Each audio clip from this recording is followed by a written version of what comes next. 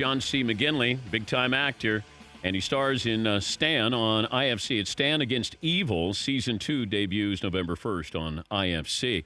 It's great to finally have you in. Great to have you on the show. We've been trying to do this for a while. We're big fans, and obviously, as you humbly pointed out, you're really never out of work. You've been working for a long, long time, and you've been a star for a long time, as you said. I'm pretty lucky. Yeah. I got out of NYU grad in '84. I think I'm about 4 or 5 years I think I'm a little 2 years younger than you. You were class of '74 in high school. Yeah. I was class of '78. And so I was reading your bio. I didn't realize you did FM. You were spinning FM discs for 3 or 4 years. Wait, did you do research on me before you came in? Yeah, of course. Oh, okay. Yeah, I love I music. I listen to you every morning, but I was like, I wonder what Danny's backstory is. And No, I love music. Love it. That's where would you put Petty in your top 5? I'm just going to grace him into top 5. He wouldn't be in my top 5. He is today. But underrated. Kim and Bob Seger are underrated. Agreed. You know, and I tell people, and I even say this to my kids, and my daughter finally saw Agreed Tom on Petty Seger. at Red Rocks this year. Oh, how good was that? Yeah, and she even thanked me this morning. She said, thank God I got a chance to see him. But Petty at 66 and, you know, sort of in that same wheelhouse of wanting to be the next Dylan or having that sound and then being in the Traveling Wilburys. Yeah, don't sleep on the Traveling Wilburys. Yeah, it was great to put Jeff Lynne in there with Pretty George good. Harrison, and then you got Dylan coming in and Roy Orbison. And Roy Orbison taking it over top. Yeah, it's pretty good. But what Petty did, you know, there's certain guys who did it in a way that, you know, you're not sure if they would have been swallowed up by MTV or like Petty couldn't exist today the way we are with music because I don't think we care as much about the sound and songwriting. There is a phenomenal, very long I saw it. documentary on Netflix, I think, on him. It's like 3.5 hours. It's like the Eagles one. That Eagles one, which is about 4 hours long. Yeah. And worth it. The Petty one's worth it. Who's your favorite artist? Bruce. Oh, well, you're Jersey. Yeah. Okay. Have you met Bruce? I have not. What? I have not. Nor will I in this. I'm going to Comic-Con tomorrow to promote the show, and I guess his show opens up here in a second or two on Broadway. Yes. And I got no juice. I got no ducats. Paulie, bring up Bruce Springsteen for John McGinley here.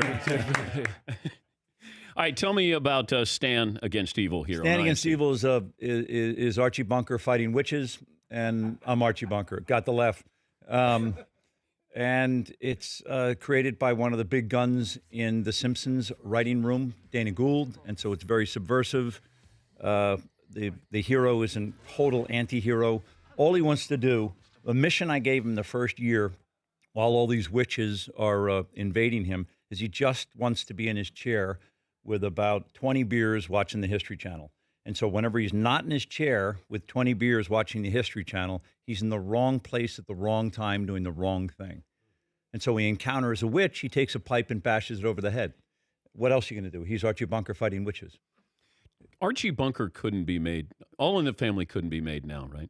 I don't know. I had on my bucket list of people a couple of weeks ago while promoting the show, I got to do Norman Lear's podcast. Oh, and what a brilliant, ahead of his time. 93 years old, sharp as a tack. And I told him that I borrowed liberally from the sensibilities of Carol O'Connor's character, and he was flattered. And then he told me some different inside scoops about what they were doing. And for entertainment and movie geeks and TV geeks like myself, that rated thrilling. But also the Jefferson. I mean, Come on. This was in the 70s, what they were talking about. They were talking about race. And, Archie Bunker was that guy in the neighborhood that would say what he felt. Right. And so you knew where he stood with everything. And so does Stan. And so we borrowed that very much from the Archie archetype. Stan on IFC, Stan Against Evil Season 2 debuts November 1st on IFC. If you stopped on the street, what's the first question that comes up? When I am stopped on the street? Yeah. It depends demographically. Because Scrubs is on your TV all day, every day, Scrubs comes up, Office Space comes up, sometimes Set It Off comes up, The Rock comes up, Platoon comes up, Wall Street comes up. And so, and I'm fine with all that. I don't care. Of course. But Office Space is one of those that, did you know what you had and then it became something? No. It was a really good script. Mike Judge, who directed it and wrote it, sent these. It's the only way this audition's ever happened before. He sent these 30-second animated clips of the characters to you before you came in and So they're auditioned. animated. Yes. And so everyone came in to read for Gary Cole's role, since the Bobs really weren't on the page much. And so everyone auditioned for Gary's role, Lumberg. And then you were sent on your way. And then they called back and said, "Do you want to play one of the Bobs?" And I said, "It's largely not on the page." And Mike said, "Well, you can do whatever you want." And I'm a big fan of that. And so I went down to Austin. I had wardrobe Tuesday. It was shot Wednesday and Thursday, and I was wrapped and gone Friday. I was only shot that thing for 2 days. It's just that one interior where the interviews are, Yeah. and then once out on the floor. But mostly we got to pretty much just riff. Paulie's got the quote. We always quote you from Office Space. Like whenever we have an employee who's not really up to snuff, we always go, "What would you say?" Just say you do. You do here. It's the pause. The pause where you kind of lick your lips and you do here. I can't do you, but that's the one we always use. And then pretty good one. and then the quote from Wall Street too. Oh, whenever we would go to a Knicks Knicks game, and- going to see the Knicks and Chicks. Chicks. Yeah. That was a good gig. I was doing talk radio at night up at the Public, and I was kind of living the New York actor's dream. I was in a hit play up at the Shakespeare Festival with Eric Bogosian doing talk radio. And for 12 hours during the day, Charlie and I were down towards the Woolworth building shooting Wall Street. That was as good as, and then at 6:45, 7 o'clock, a Teamster would take me up Lafayette to the Public, and we'd do talk radio. But you knew Wall Street was big because you had Michael Douglas in it, and at the time, Sure. Michael was huge. Yeah, Wall Street was, yes. You knew that. Yes. But to your first question about Office Space, the funniest thing about Office Space is that I went to the cast and crew screening, and it was hilarious, and people were laughing. And then Office Space was released back when people used to look in the newspaper at a full-page ad for what was playing down at the Cineplex Odeon. Yeah. And some genius in marketing covered the guy with the stapler in Post-its. Well, if you cover somebody in yellow Post-its, they look like Big Bird. So it looked like an R-rated Big Bird movie. So nobody went.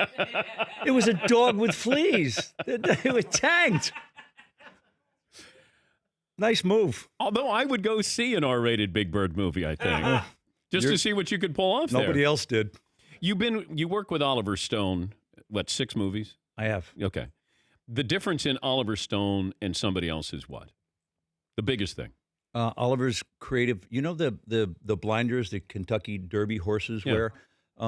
That's tantamount to Oliver's creative vision. And if you can, his vision's here on the set of what we're going to do today. And if you can fit in that, it's nirvana. But you have to see what he's seeing, though. If you did your homework and you brought your A game from what you and Oliver spoke about, and you want to fit inside here, it's heaven. Now, when people want to function outside of it, is where you hear all the nightmare stories. Like Alec came down and joined us on talk radio, and he was doing Working Girl concurrently with Mike Nichols. And so we were down in Dallas, and they were up in Queens, and he was commuting back and forth. And a couple of times, he and Oliver just got after it. What do you mean? Just arguing matches on the set because Alec wanted to function someplace else. I could see those two going toe-to-toe a little bit. It wasn't boring. Can you stick around? I want to come 100%. back. I want to ask you some sports stuff. Also, when you get the role in Platoon, you sort of look around and take inventory there of who's in Platoon. And It's good. In retrospect, it's good. When it happened, it was much ado about nothing. we'll take a break. We'll come back. John C. McGinley, by the way, it's IFC Stand Against Evil Season 2 debuts November 1st on IFC. This is the Dan Patrick Show. You get cast in Platoon. Any idea? How old were you when you got cast? So in 1984, I was 24. Okay. And then it's pushed 2 years. I was cast as Tom Berenger's Radio Man, third guy on the left. And then it gets canceled. It's not going to be shot in the wilds of Mexico. It gets pushed. The money falls out, and then the money comes back in, and now we're going to Manila 2 years later. Oliver calls up and says, McGinley, do you want to play Sergeant O'Neill? And I was doing Hamlet at the time with Kevin Kline at the Public, and no one in their right mind would ever burn that bridge at the Public. Once you got in that fraternity/sorority, you stayed in it because Joe Papp used to feed from the same ensemble. And so I went to meet Mr. Papp, and I asked him permission to go and do this movie, and he said yes. And he was good to his word. He would hire me again several times. But the minute I left there, Marcos wouldn't leave the Philippines, and there was a revolution. So we were postponed 6 months. The play opened. It was the most important Hamlet on these shores. And You're not bitter. the show? Is it show? What was it like when you saw that movie on the big screen? It was the best thing I'd ever seen because I was at the Ziegfeld. Remember Yeah, where they had the cool 54th they had the and- cool speakers that would go the helicopters would go past you. Yeah. And Oh, yeah. I thought it was the best thing I'd ever seen. And what I mean is that when you read a script, usually that's as good as it's going to get because you see it in your brain and there's no compromises yet. And when I saw it up at the Ziegfeld, what Oliver did, I thought it was twice as good as the script, and that's impossible. You're in Point Break. We love Point Break. We've had Keanu Reeves in to talk about Point Break, but now you're the FBI boss. But, I am. But he wasn't the first guy that was going to play that role. No, when we were in the Philippines, Charlie was offered it. It was called Johnny Utah at the time. So Charlie Sheen was offered it first. Johnny Depp was offered it, and I don't know who else. But which is not unusual as films get pushed. Yeah. John Spencer was originally cast as Sergeant O'Neill in Platoon. And then John got a play on Broadway, and he did that instead of this low-budget independent in the Philippines. And anybody would have done that Broadway play. But why does when Point Break comes on, we watch it? Like it's one of those. I think I know why it's interesting because Catherine Bigelow directed it, and it's an exploration of testosterone and the thrill directed by a woman. So Catherine gives it this little twist in whatever her view of it is. She did it in Baghdad with the bomb. The Hurt Locker? The Hurt Locker. She did it in there, too. That there's this female perspective, which is twice as interesting as if, Bob Smith did it. Are you diehard New York Yankee Nick Ranger fan? Is that how it works? Yes. You live and die? My grandfather played for the 1927 New York Giants, and he's in the College Football Hall of Fame, and his plaque down in Atlanta now, his plaque says he was the original wedge buster. So he was just a hard-headed Irish jackass who'd come running down the field at all of, I doubt, 180, and just explode into people at the University of Pennsylvania. He was a two-time All-American. And then the Giants offered him a contract. And so he had 3 jobs in Philadelphia, and he would commute up to New York on Thursdays. He was an assistant coach at St. Joe's. He worked at the Beneficial Bank. And he did something else. And on Thursdays, he'd go up and practice, and then they'd play on Sunday. Play football. Yes. Would you rather be an athlete or an actor? Actor. Yeah? Yeah. No interest in that? No, massive interest. But it doesn't, what those guys do is what you did at Dayton is the stuff. Of course, absolutely. It's legend. Absolutely, John. Most of us can't do that. Yeah, well, you didn't do that good of research. You would have realized I didn't do anything really at Dayton. But thank you, John. You're saying all the right things. Well, that one here. night where you had 36 points that was high school. I know. That was Clinton Massey. I owned them, Just John. got accepted in your high school Hall of Fame. I know all about you, damn boy. Yeah. Maybe you should interview me, John. Any Let's other do that questions? next time. I'd love to. The show is Stand Against Evil. It's on IFC. It's season 2, debuting November 1st on IFC. I love Scrubs, and I got into Scrubs late. My son and daughter said, you would love this show. And I remember I watched the first episode, and I went, how did I miss this? Like, if Scrubs would be a perfect show to debut on Netflix or Amazon or Hulu now, and people would eat it up. Not that they didn't or don't, but that's how we consume TV. What was it about Scrubs that just somehow made it stand out, make it work?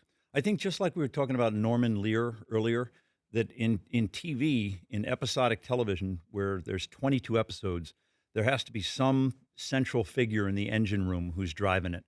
And for us, it was this guy, Bill Lawrence, who's just a monster in that discipline. He's top of the pyramid for his group. He's the Norman Lear of his generation.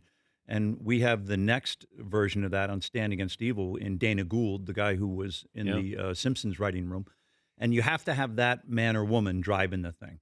Otherwise, you're dead meat. Because there's 2 writers' rooms. There's 2 groups of 7. Everybody was an editor at the Lampoon at Harvard. Everybody's the smartest guy in the room. But you need somebody to corral all these brains and stylistically and tone-wise put everybody in the same direction. Was there a storyline on Scrubs that almost didn't make it?